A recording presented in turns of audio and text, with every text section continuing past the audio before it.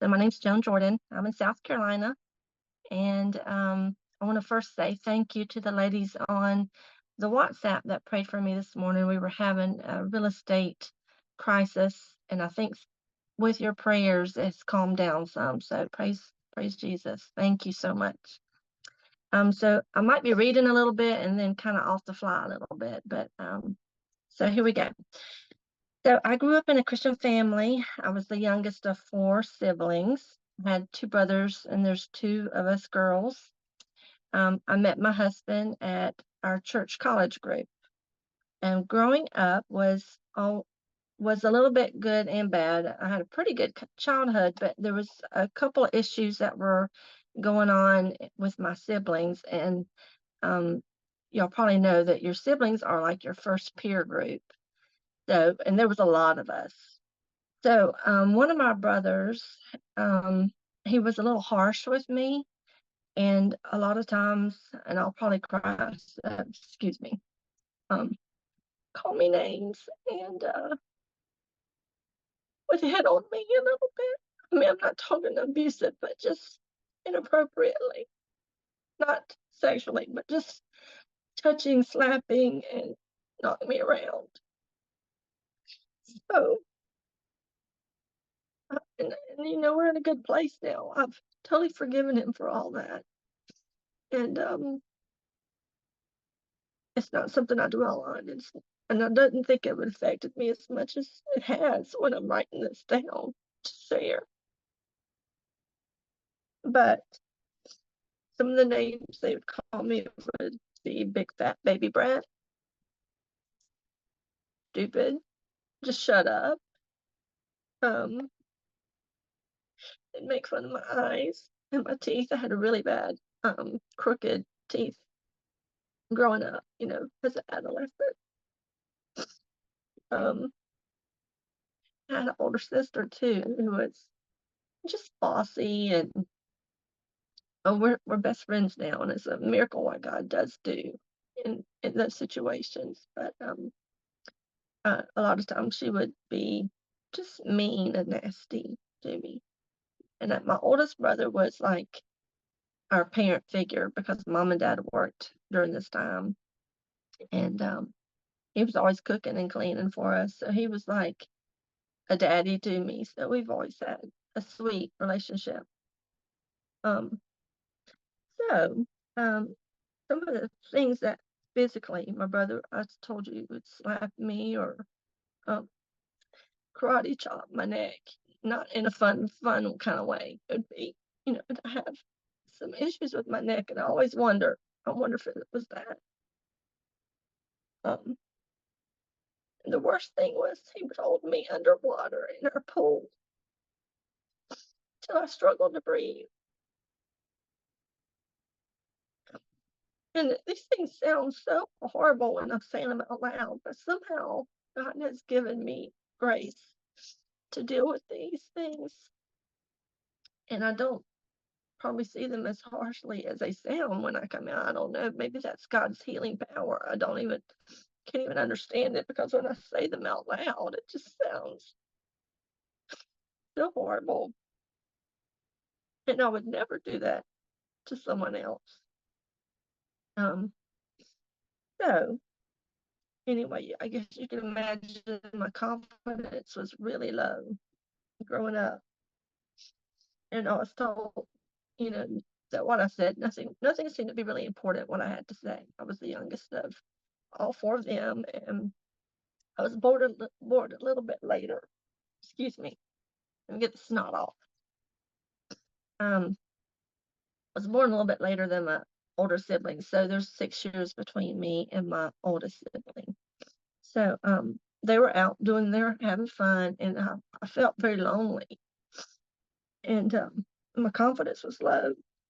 But we grew up in the church, and I always felt Jesus very, very near to me. But it's something I still struggle with as an adult. Um, School was also very lonely for me. I would roam the hallways during lunchtime because I didn't have any friends at school. My best friend was at my church, so I would roam the hallways so that no one would see me be alone, sitting in the lunchroom alone. It didn't seem like teachers really took a big interest in me. I was a good student. I didn't cause any problems, so I kind of felt, unseen because I didn't cause any issues. I didn't have any needs that they could see.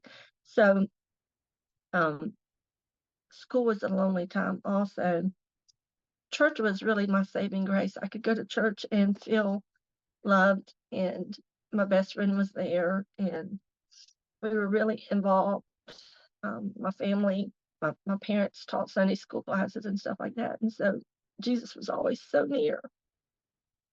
But I still struggled with not being noticed and not being heard. And I felt like I didn't have a voice. College came around. I wish I could stop crying because it's hard for y'all to probably understand me.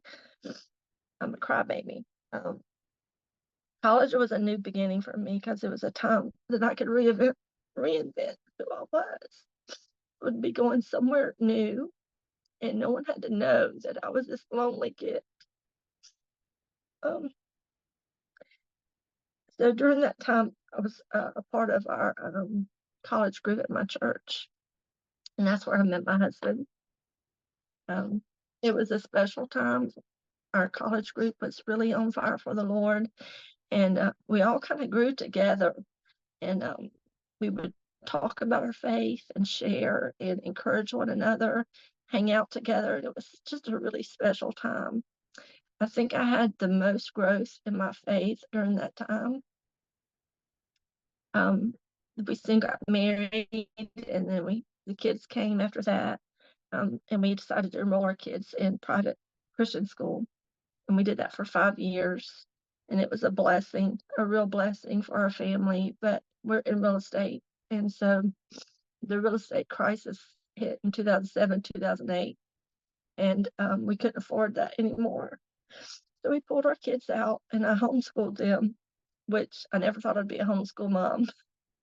But I placed that in my lap, and I realized I really loved it, and it gave me sense of importance and a bonding time with my kids, and to see the things, how they learned, what they struggled with, their difficulties, what they excelled in, was a really special time.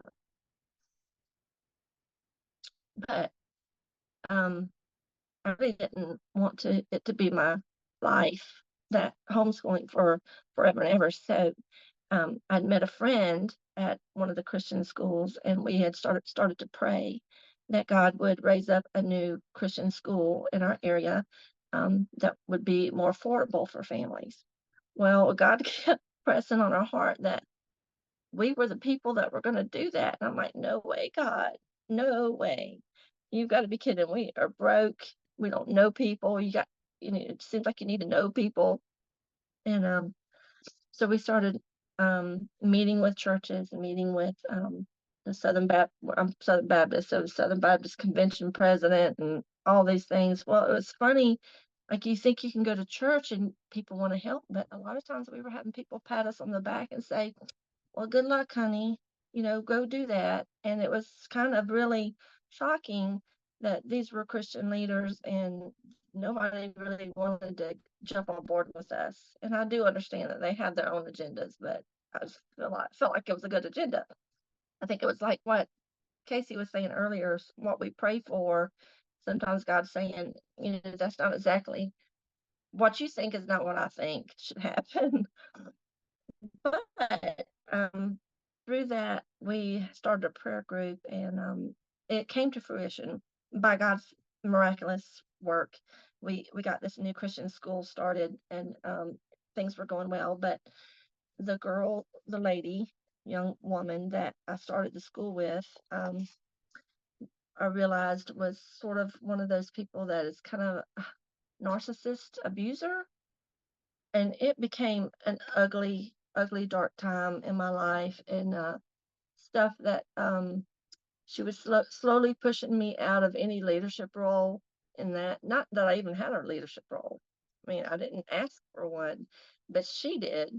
And she said that she needed to have a big part in this school. And I was just kind of naive and shocked. And I was like, wait a minute, you said that you would be willing to sweep the floors. But all of a sudden, now she's the headmaster there. And I'm thrown in the back room stacking books or whatever. Anyway, there was a whole long period of time where there was just a lot of, I think, church abuse is like, I guess what you would say, or faith abuse, where she used our faith and would tell me um, when I would disagree with some of her ways that she would bring a Bible verse and like belt me over the head like I'm not following along with her or whatever. It was a very dark time, and being the person that I couldn't stand up for myself anyway, and from what I had dealt with, it was hard to speak out what I felt and stand up for myself. And thank God my husband was there. So through that time, let's see, where am I? We started the school. During that time, I was under so much stress. Um, the doctor said I had tumors on my ovaries, so we were dealing with that. And for 2 years, I had to have. I wish I didn't cry so much. I wish. Anyway, so I had tumors on my ovaries, and so every 3 months they would do an ultrasound to see if they were growing because at least my doctor was like, let's wait and see how it happens. So for a long time, nothing was happening. And then they started to do a growth pattern. So they were growing. And he said, we need to go ahead and get that out. So I had a hysterectomy. And so I think something between the hysterectomy, all the stress, something happened. I got really sick, real sick. And we're still not sure what it was. And my mom had been sick with shingles and had really bad stress, and it affected her eye and a virus or some sort. And then my sister got some kind of virus. She ended up in a hospital.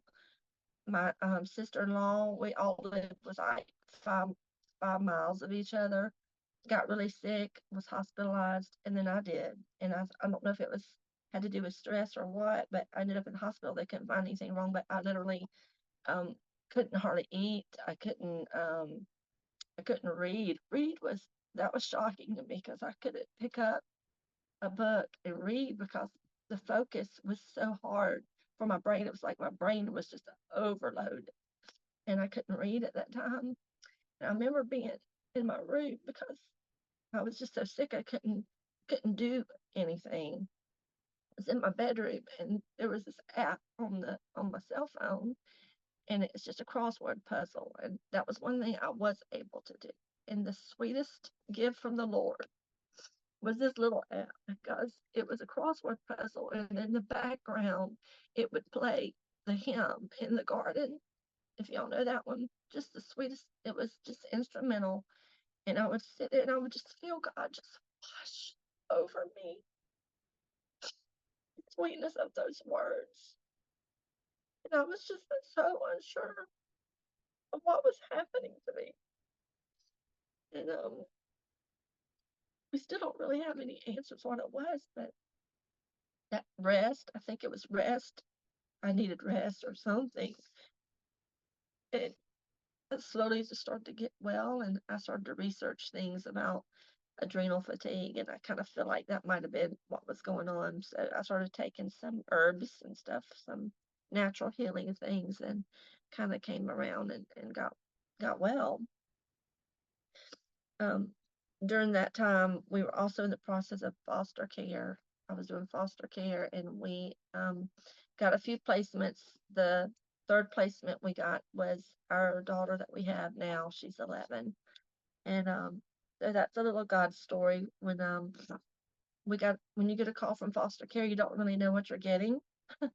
So they bring me this baby. She's 7 months old, and she had blonde hair, blue eyes. And I was like, well, what's her name? They don't give you a name or anything. And they told me her name was Joni.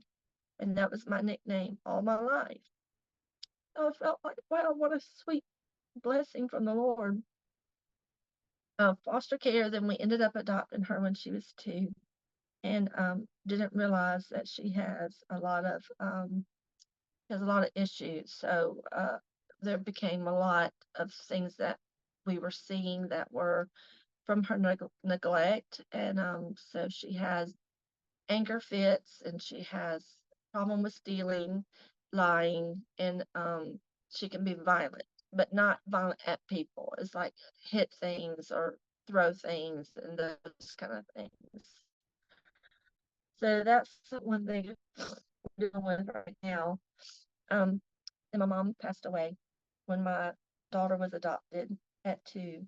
My mom passed from cancer, and then I got I got another sickness after that, and we don't know really what it was. I went to the doctor, and it was something in my lungs. So it almost seemed like, ladies, that it was some type of COVID before COVID ever was known about. I was just sick, wheezing. I had to be put on steroids and albuterol and breathing treatment, stuff that I've never, ever, ever had to face before. But it was odd, and I lost a lot of weight. I was sick in the bed for 2 months. I had our church come pray over me, and it it was just a scary, scary time. So through all of those situations, God was always so close to me, and I knew that I was safe with Him, no matter what. Um, that if anything happened, I could be with Him, and that was my saving grace through all of that. Luckily, I'm fine, and I'm good now. But so let's see. I have 3 daughters, um, 24, 24, 21, and then my 11-year-old. And right now, we just finished. Well, last night we had a board meeting, and I was in a room with a bunch of other people, and still these things that I've always dealt with came to the forefront again, because in a room of people, I usually feel like I'm the most menial person in a room. And so God is always so close to me, and I have so much some support from my husband and my children and my church family. But God has taught me that I don't have to trust in what other people think of me. It's really who I am in Christ. And this identity thing was really one reason I signed up. Was like, I really need to know who I am and how important I am to Him. And I feel like this has kind of got off the rails a little bit, but I'd ask that y'all just keep praying for me, that I would feel my confidence in the Lord. And appreciate this group and let me be able to speak.